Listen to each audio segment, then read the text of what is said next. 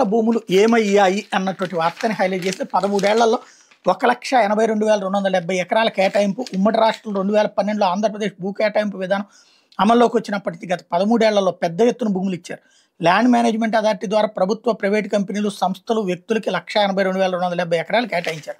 వీటి విలువ దాదాపు 1,00,000 కోట్ల రూపాయలు. గత జగన్ ప్రభుత్వంలో అయితే కారు చౌకగా 1000 ఎకరాలు కట్టబెట్టారు. ఈ మొత్తం భూములు ఎంతవరకు సద్వినియోగం చేసుకున్నారు, దుర్వినియోగం ఎంత అన్నది పరిశీలించాలని ప్రభుత్వం నిర్ణయించింది. ప్రభుత్వ, ప్రైవేటు సంస్థలు, వ్యక్తులు, రైల్వేకి, ఏపీఐసి, నెట్ క్యాప్కి 1,00,000 ఎకరాలకు పైగా, విద్యుత్ ఉత్పత్తి ప్రాజెక్టులకు 42,084 ఎకరాలు. జగన్ ప్రభుత్వంలో కారు చౌకగా కేటాయింపులు. ఈ మొత్తం భూములు సద్వినియోగం ఎంత, దుర్వినియోగం ఎంత అన్న దానిపై సర్కార్ పరిశీలన, ఆ తర్వాత భూ కేటాయింపు పాలసీలో మార్పులు అన్నటువంటి వార్తని హైలైట్ చేశారు. నిస్సిగ్గు నీచ జర్నలిజానికి కేర్ ఆఫ్ అడ్రస్ అనడానికి ఇదే. 1,00,000 కోట్ల భూములు ఏమైనాయి అని రాశారు.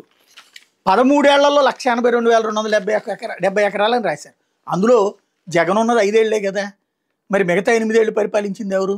చంద్రబాబు నాయుడు 6 ఏళ్ళు, 6.5 ఏళ్ళు. అంతకుముందు కాంగ్రెస్ పార్టీ.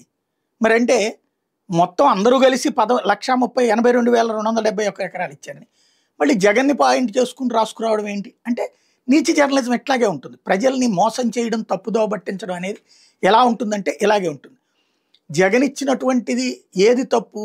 సోలార్ పవర్ ప్లాంట్లకు ఇచ్చింది తప్పు అయితే ఇప్పుడు రూపాయికి ఇవ్వడం కరెక్ట్ అవుతుందా?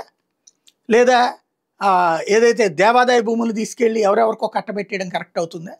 అంటే మేము ఏం రాస్తే అదే జనాలు వెర్రి వెధవల్లాగా అర్థం చేసుకోవాలి, అలాగే ఆలోచించాలి అనేటటువంటి నీచ జర్నలిజానికి వీళ్ళు మరొకసారి హైలైట్ చేశారు. లేకపోతే సమర్థత, అనుభవం